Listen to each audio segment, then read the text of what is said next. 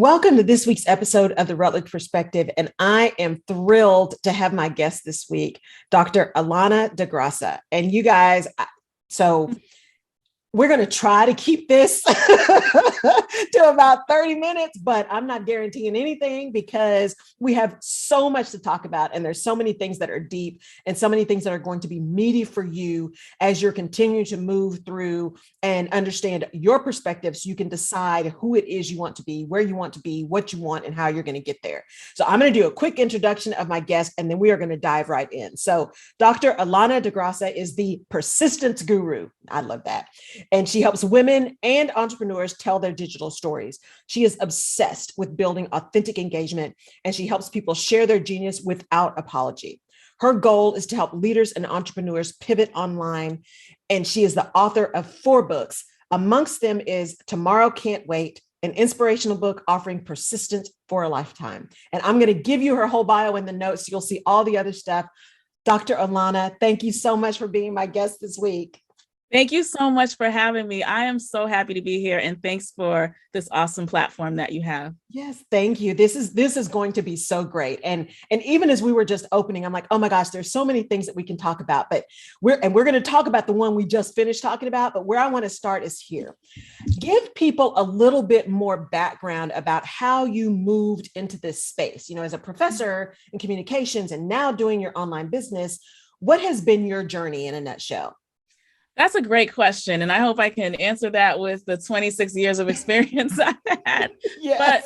But, when I started out as a professor, I always thought that I would basically stay in that industry. I still teach part-time at Northeastern University, but my journey began with actually a freelance position I had at Black Entertainment Television when I was younger.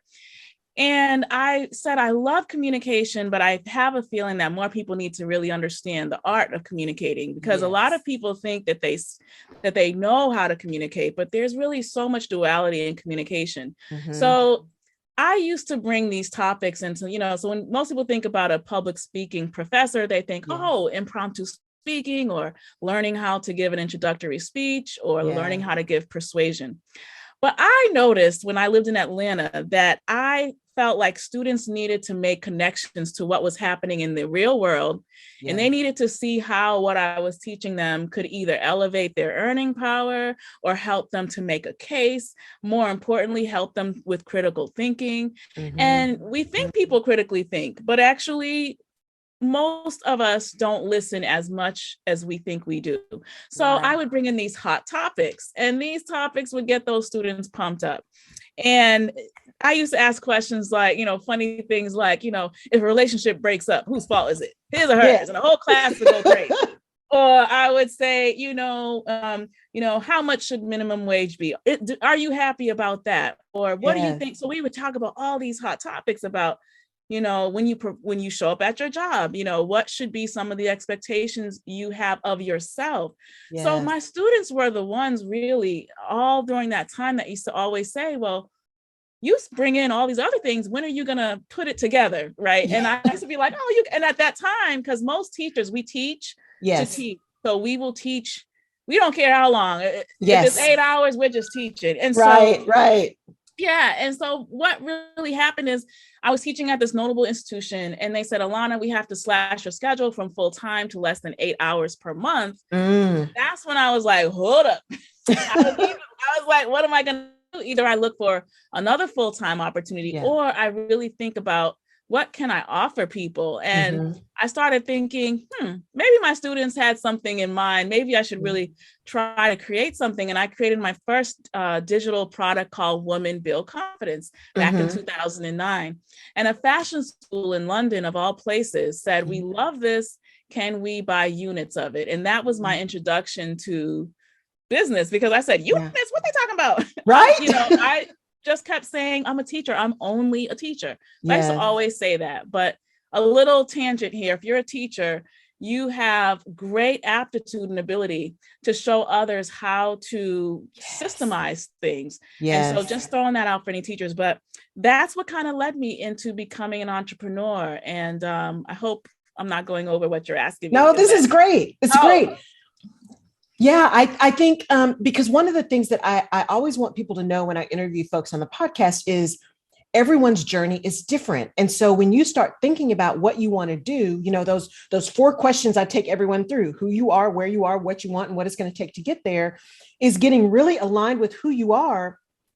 That vision can be anything, and don't block yourself in because of other people's idea of what you should be. Just like you said, teachers, don't just think all you do is teach. There's so much more that you do, and your capabilities around teaching, right? Getting at, we said in HR, transferable skills. You've had to be organized. You've had to learn systems. You've had to learn to be flexible because not everyone in your classroom learned the same way. There are all kinds of things that you have that you can translate into whatever you want it to be if you choose.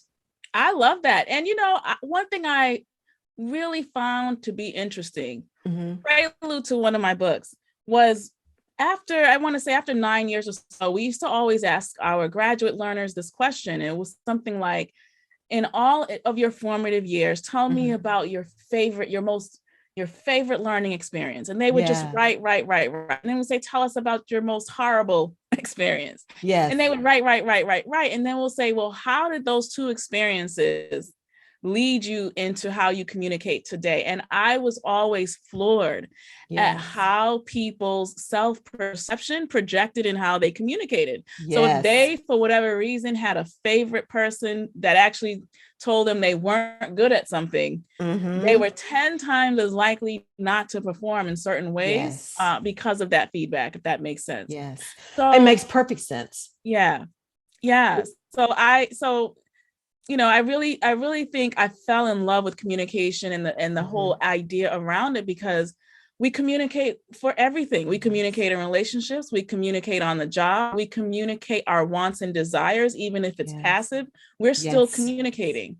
So one of the things I've loved to do, even now as a business owner of Turning on the Lights, is reminding people to own their voice. Own your voice. It's so important. I mean, one of the things my dad used to always tell us is kids will live up or down to your expectations, right? So as you said, that person that can tell someone, nope, you can't do that, or you really should be doing that. And one of the things we tell kids all the time is, look, and adults, when you start thinking about really clarifying your vision of what you want, and that's why when I look at my business and really getting to, it's all about alignment, clarity, and, clarifying your vision and action. That's it. Alignment, vision, action. Alignment, vision, action. Everything falls into those three categories. And when I talk to people about that vision, I'm like, the key piece about that vision is it should be your vision. And in particular, kids, and God bless school counselors, because they're 1 to 4 million kids, right? There's no way that they're going to know every child. They're not going to, and they've got their own biases. And so you find these kids who have these aptitudes or these desires, and they go in to speak to a school counselor and like, no, are you sure you want to go to Harvard? Are you sure you want to be in med school? Oh, you're great at math, so you should do. And that may not be where their real genius lies, but it's someone else telling them what they should be doing. And so how do we really lean into that? What is it that we want? Knowing that over time, as our lives change, those desires change, and that's okay, right? I think the average is people change majors in college an average of 3 times, right? Average of 3 times. So, don't lock yourself in and think that this is all you've got to be. I mean, shoot, if you really know you want to be a doctor, go do that. Absolutely. But for those of you who aren't that clear, that's okay. And then the other thing you said that I really want to dive into that we talked about before is this idea of communication. Communication with a big C, right? Verbal, nonverbal, tone, intonation, all of this kind of stuff. And in our conversation, I said, when people see communications, right? I really majored in public relations and communications, especially communications.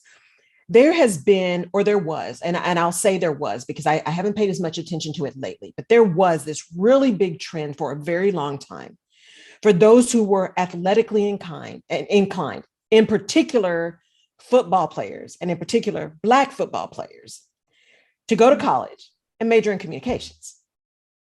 Just major in communications, right? The classes were easy. It wasn't going to interfere with practice, all blah, blah, blah, blah, blah. And there's the whole conversation around systemic racism related to that, right? That we can have a conversation about.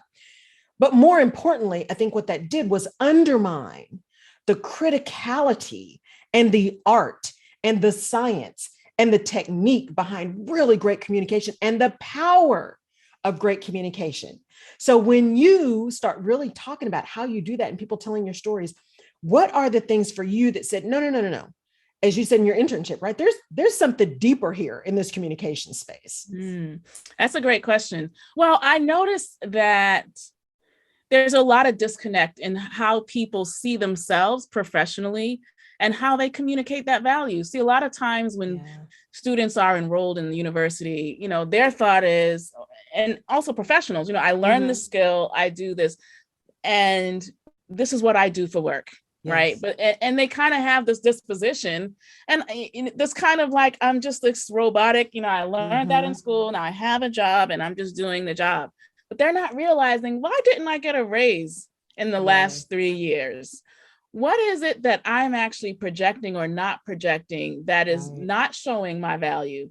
Yeah. Now, one of the things I will talk about, which I thought was phenomenal, once I came back from living in Europe, I came back home to Boston and I was doing some consulting, and there were 10 of these executives, one from Mexico, one from Paris, one from Spain, they were all from different places. And I said, either we're going to talk about business communication in a very pragmatic way, or I'm going to get to the gut of who they are so that they can really find the joy and synergy of working together.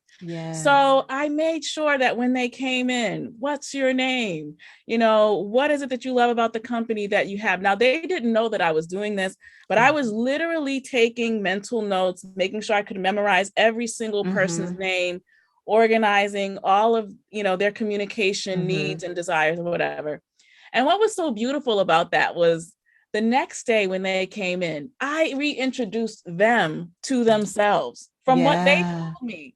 And they said, we have never heard anybody take our name, take what our genius is and reintroduce it back to us. That is truly the art of communication, that ability to be still in the silence of listening.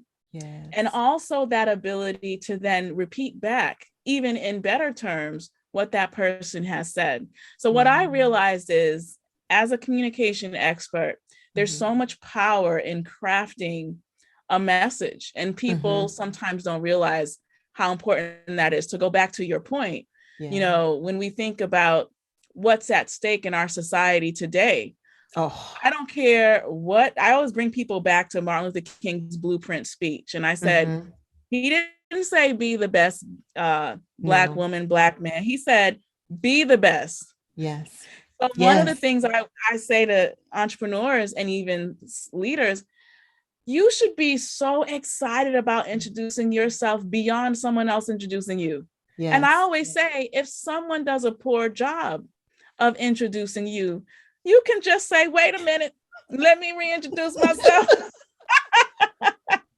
I love that. Yeah. I feel like I'm just going on. Right. No, that's fantastic, because I think, that whole listening actively, number one, for me, words matter. Words are really important. And if you think about what is happening around us across the globe today, I say this all the time.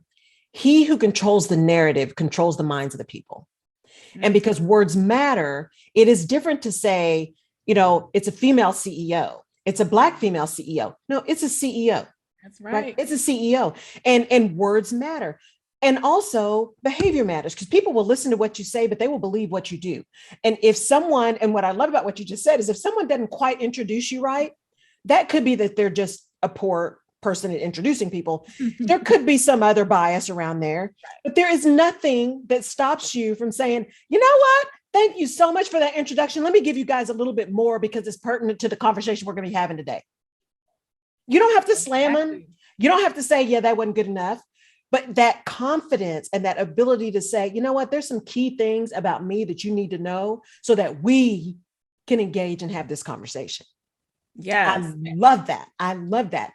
So Dr. Allana, it's when you are working with people, because the folks that listen to the podcast there are some that are entrepreneurs for sure, But there are many who are in careers right now and maybe either looking to be promoted very much, right? Continuing to move in that career because that's what they really want to do. Maybe thinking about shifting to another company or another kind of function. And then some are just really trying to make a decision. Is this where I need to be? So as you're talking to people about these stories, right? How to tell their digital story. What advice do you give people about the story that they're telling themselves in order to make those decisions? That's a great question. So I'm going to backtrack. I'm going to answer it in two phases. So the first one is, I always tell people who might still be working a full-time job, because sometimes when I'm talking to people, they'll say, oh, I'm not a great entrepreneur, I'm still working full-time. I'm like, oh no, we're grateful for that job because that job allows you to, take care of your responsibilities and invest in yourself. So number one, though, I always say that every entrepreneur has their day one. And the one question or the one phrase I always tell people is, what would you do if you only had 120 days left in your life? And the reason why I ask that is because I've never seen anyone, myself included, when life is at stake, right? I've never seen someone just say, well, how much money am I going to make at the end of 120 days? No, they go, oh my gosh, what is it what was the legacy I want to leave behind?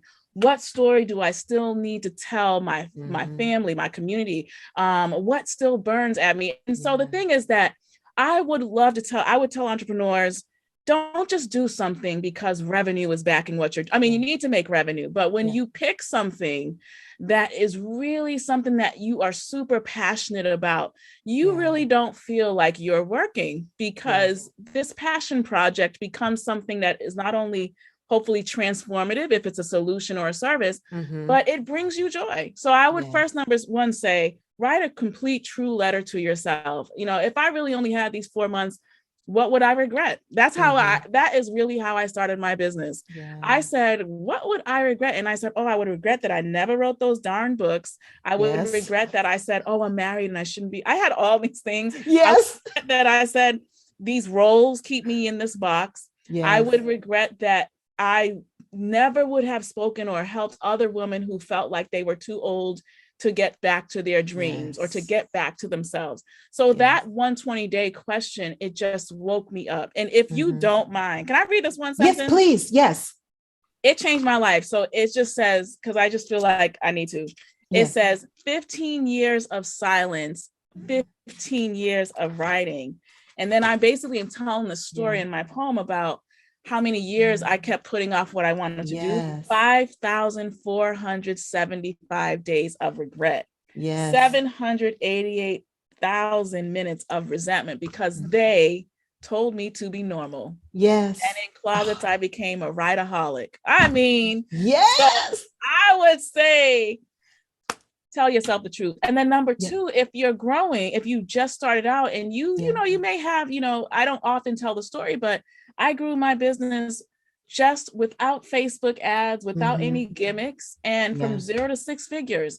And I will say, be you. If you just made your first $100, celebrate that and honor that. And then, really get to a place where you'll say, well, you know what, if I got one client or if I got two. Now, my last thought is this, because this is the big question you've been asking me. The digital story has to have what I call the click method. It has to have a clear message. You have to locate the needs of who you want to serve. You have to have ideation that really aligns with your message. You have to then create something that's unique and then look at the key of the return on your investment for all that you're doing. Now, the last thing I would say is, if you Google yourself, would you buy from you? Right. That's a good question.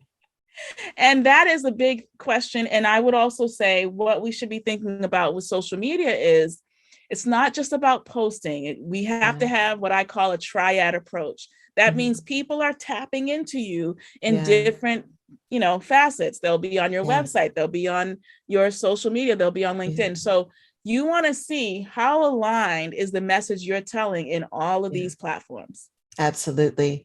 I love that. And I, that whole idea of writing writing a letter to yourself, if I only had 120 days, what would that look like? That's really good. I may have to write myself that letter tonight. That's really good, because I think, it is important for people to be authentic to who they are. That's why I start everybody with alignment, right? You do you, know who you are, know what grounds you, right? What is I call it the root system, right? And I've got my 4: my faith, my family, my friends, and my health. And that's health with a big H, right? So physical, emotional, financial, mental, all of that stuff. Those are my 4. If something's wrong in my world, one of those 4 is off. If something is off, you got to know what are the things that really ground you and make who you are, so that you can move and know what is a derailer versus what is just a little detour, right? It may be something that you need to learn. It may be something that you need to grow. It may just be a pause that you need to take, but you've got this real sense of who you are, grounding who you are and what your journey is. And so when I listen to you talk about, messaging and where you want to be and how you want to be and how you want to show up, when I first started, it was, you got to post 12 times a day and you got to do this 12 times a day. You know what? That's not who I am. That's just not who I am. And if you listen to the noise, then you're going to say, well, then I can't do this. I can't do this. But if I did that, that wouldn't be me. That wouldn't be me. But doing these shows, making sure it's alignment, vision, action, making sure some stuff is funny, some stuff I'm not there, some stuff I'm really clear. I talk about the fact that I have a therapist and I've had her for 12 years and I love this woman. And I know how important mental health is. You have to show up as you are and talk about your story in a way, whether you are an entrepreneur or for those of you who are in corporate, because I challenge you to make sure you still have your own brand, because you still are a brand. That's even right. When you're working for someone else. So don't just bury yourself in them. Been there, done that. Don't bury yourself in that organization. Make sure that you are creating whatever space that is for you, whether you decide to stay and be CEO or whether you decide to do something else. But when you do that and how you show up, that whole idea of being consistent and being clear and understanding that no one is ever going to pay you what you're worth, but you want them to pay you for the value you deliver, which means you've got to articulate the value that you're delivering. And I think that's the power of what you bring to people, Dr. Allana, is that ability to tell the story of the value that's being delivered. Wow, Laura, well, go ahead. Just keep talking.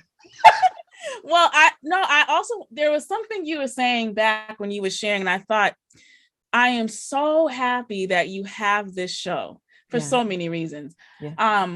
But also one thing there was some research done around Black women business owners. Yes. And two of the things that really got my attention was that we are the fastest growing community of people starting businesses. Yes. And the number one problem that has been identified, not just with Black women, but all women, is isolation. Is this feeling like, yes, I'm going to plug through, but I'm by myself. It's not easy all the time. And they're kind of like in their basement. Yes. One of the things I would love to share with your community is stop whispering. Yes. You gotta stop whispering. Yeah. The things that we really want to see happen and really call it what it is. Yes. That is so powerful. That's so powerful because I'm very much an introvert, right? I am professionally extroverted because I've had to be. And I love speaking and I love doing those things because I'm also very much an empath. So I absorb a lot of energy and that just, it's a lot. So when I deliver for people, I leave it all in the field, as they say. Man, I need to go to bed after. You're about to knock out after this interview. Oh, I'm telling you, I need a nap, right? Because I'm giving it all because I feel called to serve, and you serve with excellence.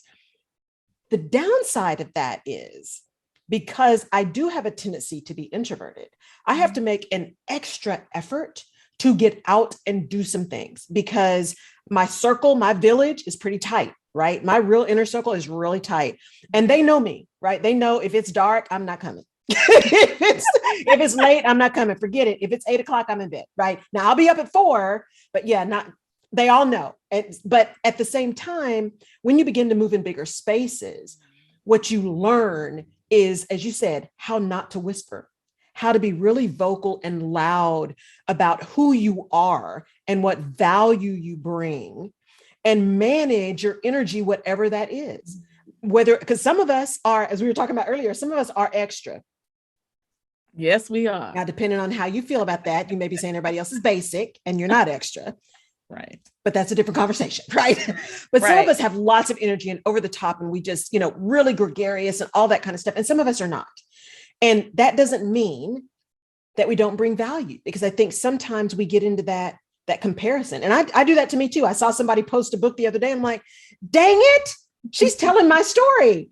And I thought, and why is it taking you so long? The 15 years, right? I've had a book in my head, almost the whole thing written out since 2018. Okay, well, it's on its way. I'm like, I can't wait to get my signed copy.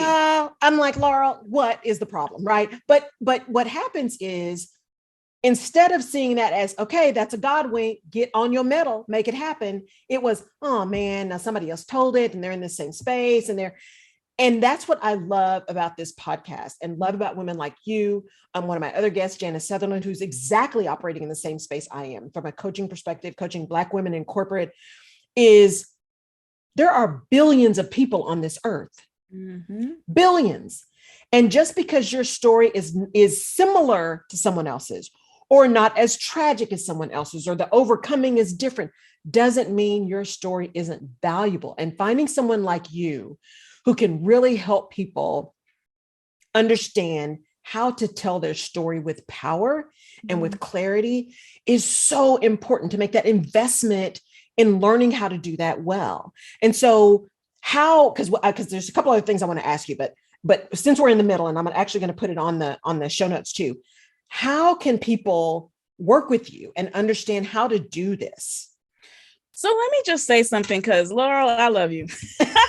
I want to say one of the things that I always say to people when they first come to me is, because sometimes they'll say, I just want to, I want to start, I want to get things going. And the first thing I say is, until you feel 5-star, it's hard to charge 5-star. So the first thing we have to do. Did y'all hear that? Until you feel 5-star, it's hard to charge 5-star. Speak it. Okay. So one of the things I always tell every leader, and I coach high performing leaders. I always say, repeat after me, I am beautiful, I'm valuable, and nothing about me or my experience is a mistake. So I would say, even if you have 50 cents in your bank account and you are struggling or whatever, or maybe you're doing well, never make your temporary circumstance your permanent situation for how well you will do. What you're doing, what you see as challenge right now can be, your biggest teacher. So the first thing I would say, definitely step onto my virtual campus. We have, what we do is really focus on 3 areas. So we have something called Free for Me, which is I always want to make sure that we have a no fee complimentary way for people to connect. And so that's by finding our IWBCC community on Facebook. You can also subscribe to my website. But then we have 2 programs that I want to talk about.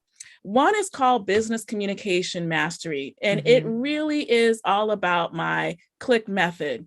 And so it helps that person who has their skill set already. So you have to come with your skill. You have to have that. But once you have your skill set, your message, and all of that, we walk you through from beginning to end. How do you actually tell your story? What is a boss statement? What is your why? How do you charge the right value? And we package it and we show you how to either, now this is part I'm sure you're going to love. So if you're an introvert or if you're an extrovert, we curtail how this program fits for your persona. And many programs don't offer that. Right. Now, one of the things I also want to say is, we just came off of this, it was our first inaugural My Quest virtual accelerator. So we took what you would do in a year and we put it into 2 months. Wow. And it was intense. Yes. But it was 22 powerful activated lessons for you to know what is your know-how, how do you get there, and how do you really use all this multimedia in the way that makes sense for your personality. And then lastly, we love to prepare our leaders and our experts to figure out how they can command either a virtual room like this one, or, in a private room where you're closing a negotiation. How does that actually work? So we have a lot of ways for you to come and play with us in Turning on the Lights Global Institute. We are a minority women business enterprise, and we are just, we have given at least at this stage 10,000 coaching hours, helping our leaders to really thrive. So that's our program, and I would love for people to follow and learn more. Oh, please do. And I'm going to put everything in the notes, you guys. So please go out there because it's incredible. And as you're hearing, she's incredible. Oh, yes. We have a challenge in August called Upgrade My Life in Biz. That's for your viewers, no fee at all. So you guys get to register for that. It's going to be a big event. Every single day you come in, you get your business notes or your leadership notes, and you plug and play for 5 days. That's 300 minutes of coaching. So I would love you guys to sign up for that. Yes, that'd be awesome. And I'll put that in the notes, you guys. So if you're listening to this, take advantage of that in August, the challenge. Make sure you are paying attention to that. There's just so much here. And I'm just so grateful because, you never know. For those of you who are listening, we've said this before on the Rutledge Perspective. You keep showing up because someone's always watching. You never know who's watching. And Dr. Allana actually reached out to me. I engage in people, but I don't do nearly as much engagement as I intend to do. I have admittedly been working a lot in my business as opposed to on my business. And I also believe in really authentic engagement. And there's been so much LinkedIn stuff now. It's like, I want to be in your network. And then the next thing you get this big old sales pitch once you say yes. And that turns me off so much. And I can be in many ways such a Libra that when you do that, then I swing the whole other way. I'm not engaged with nobody, right? Because y'all are all irritated. Bye, Felicia. Yeah. Right. I'm done. Because see, you're not telling the truth. But the thing is, I've been posting for a while and I've been watching Dr. Allana for a while. Like I love her stuff and I'm liking her stuff. And all of a sudden I get this message. I'm like, oh my God, I can't believe she reached out to me. I'm like, oh my God. Right. And then we got on this call and it was like immediate connection. Yes. Immediate connection. True. And so it is important for you, whether that is in your business, whether that is in your corporation, you need to know that someone is always watching. And when you show up and when you show up all the time as you never know who that person is who wants to connect with you, wants to engage with you, or who needs you and who may be needing what you're saying. And that may be the one thing that got them through the next day. Mm-hmm. And so as we begin to end this, Dr. Allana, I would love for you to tell people what is one big thing, one big aha as you transition. You talk about being a teacher and then kind of that went away and then you started doing communication. And what is one big aha, or as I say, one, well, damn moment that you have had that said, no, this is it. I am serving in my purpose. Wow. That's such a great question. Well, to be quite honest, so one of the things, even before I started the business, I just believe that when you work in a place of peace, when you work from a place of peace versus fear, the people you're supposed to work with, those who value you, they will show up. And so I remember going live on Instagram, feeling like, I don't know where my people are, but I'm going to be myself.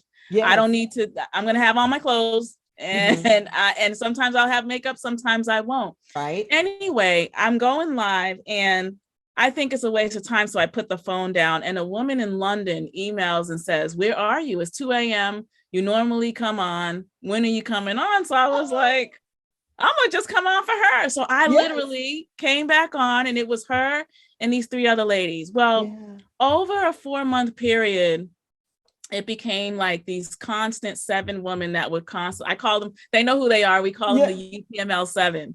And so one of them said, well, we just need to have our own conference. And I said, a conference? We're just meeting on Instagram. Like, what are you guys talking about? Yeah. But you know what? I said, no, if this is supposed to be what it is, I'm going to put together this conference. So I put together this conference, not sure who's going to come. A woman takes a bus from North Carolina. Another one flies in from Milwaukee. One comes from Trinidad and Tobago. and they just come from Boston. And I'm like, so that's not even the best part. The best part is one of the ladies that got into her hotel room earlier than us, because she flew in from outside the country. She runs downstairs when she realized I'm at the hotel. She goes, Dr. Allana, do you know what happened? I said, no. She said, as soon as I got to the hotel room, two of the other ladies ran up to the hotel room, banged on the door, pushed my husband out the way and said, give us our sister. And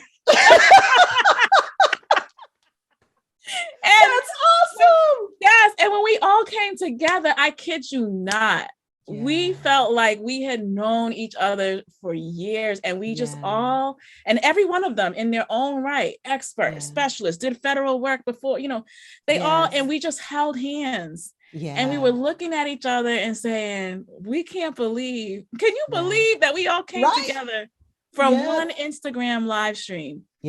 And I remember at that moment, I said, I don't care if a year, 2 years is 10 people, because it wasn't, it was never about numbers. No. And so that moment I will never forget. And those ladies became very close to each other. They ended up doing many things. And but I think the message out of all of that is just to say to people, like you said earlier, sometimes we think there's not enough space for us to also shine and share our genius. But if there wasn't any space, you wouldn't be on this planet. And we all have unique fingerprints. So there's nobody with the same fingerprints. And I just want to say that sometimes familiarity is our biggest stall, because we might be around people that are so used to us, not that they don't love us, but they may not be able to see the things in us in a way that will challenge us. And sometimes we need to step into a different environment. So come on my virtual campus. Yes. Oh my God. I love it. I love it. And for those of you who are listening, now you know why this interview had to happen, because there's just so much positivity. There's so much love, and there's so much, just knowing that there's genius there. I mean, there's just such power and peace in knowing. And can I say this to your tribe? So the reason why I reached out to Laurel, so to her point earlier, and Laura, you're not the only person, because every time I reach out to someone, they're like, is it you? Is it even my clients now, when I call them call them out, they be like, yes, Dr. Allana, you called me. Yes. So I just want you to know that I consider you part of my community now. And also, keep doing the phenomenal work that you're doing. And thanks for also being a leader in your own right and what you're doing. And I'm just so excited. I had no idea. But the reason why I did reach out to you on Instagram is I feel like when we're beaming and we're doing our thing, it's easy to see someone else who also has that integrity, who has something. You go, wait a minute, let me see. So great point. Thank you so much. It was just it really made my day. It made my week, right? I'm like, oh my God, you're not going to believe I actually called my person that helps me with a lot of my social media. I'm like, you're not going to believe you just reached out to me. She's like, seriously? I'm like, yes.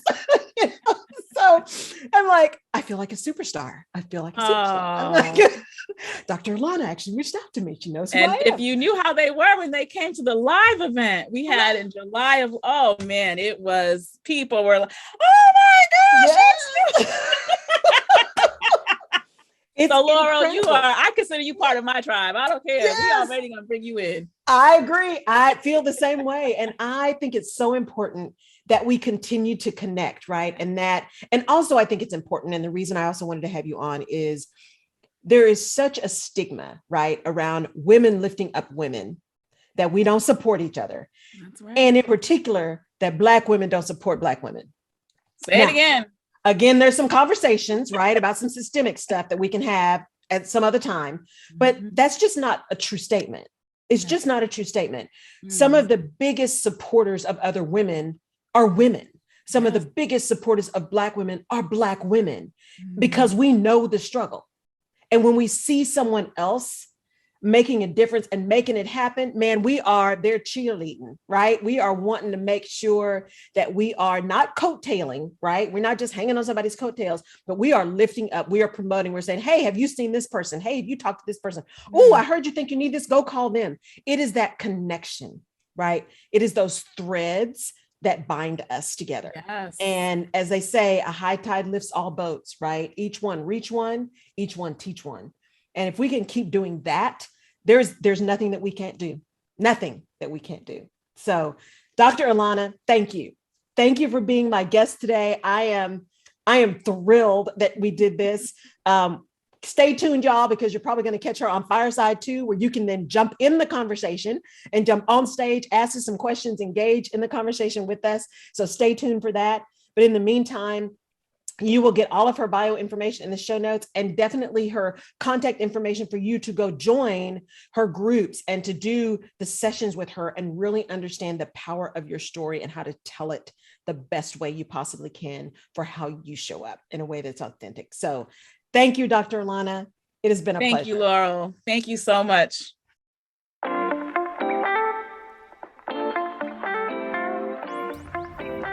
You have been listening to the Rutledge Perspective podcast.